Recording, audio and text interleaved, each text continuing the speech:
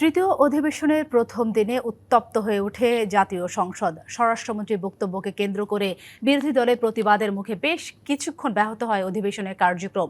আইনশৃঙ্খলা পরিস্থিতি নিয়ন্ত্রণে স্বরাষ্ট্রমন্ত্রী ব্যর্থ, এমন অভিযোগ তোলে বিরোধী দল। জবাবে স্বরাষ্ট্রমন্ত্রী দাবি করেন, অন্তর্বর্তী সরকারের তুলনায় পরিস্থিতির দৃশ্যমান উন্নতি হয়েছে।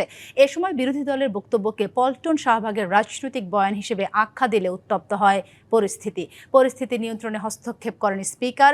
বলেন, সহিষ্ণুতা না থাকলে গণতন্ত্র ব্যাহত হবে এবং সংসদ বেশি দিন চলতে পারবে না।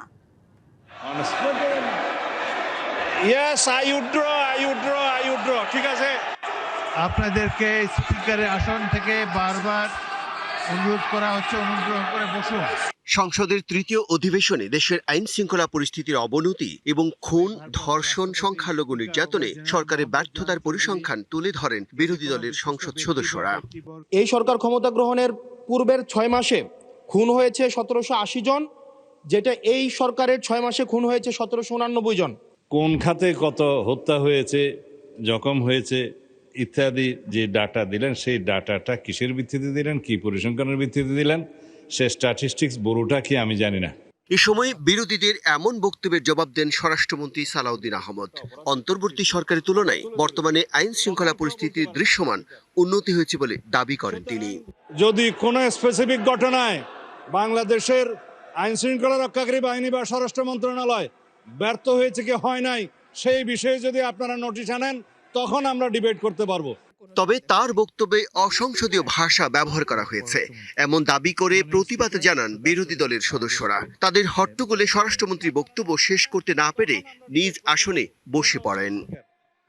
মাননীয় স্পিকার, এটা অশোভন, এটা অশোভন। আমার বক্তব্যের সময় যদি এইভাবে কমেন্টস করা হয় তাহলে আমার এখানে দাঁড়ানোর প্রয়োজন নেই। এটা জাতীয় সংসদ, মাননীয় সদস্য সারাদিন দাঁড়ায় থাকতে পারবেন, আমিও দাঁড়ায় থাকি। সংসদের সৌন্দর্য নিশ্চিতে কার্যবিবরণী থেকে স্বরাষ্ট্রমন্ত্রীর বক্তব্য এক্সপাঞ্জ ও এজন্য স্বরাষ্ট্রমন্ত্রীকে দুঃখ প্রকাশের দাবি জানান বিরোধী দলীয় নেতা। উনি এই পল্টন আজকে নতুন করে বলেন নাই, হিট দিয়ে কথা বলেন নাই।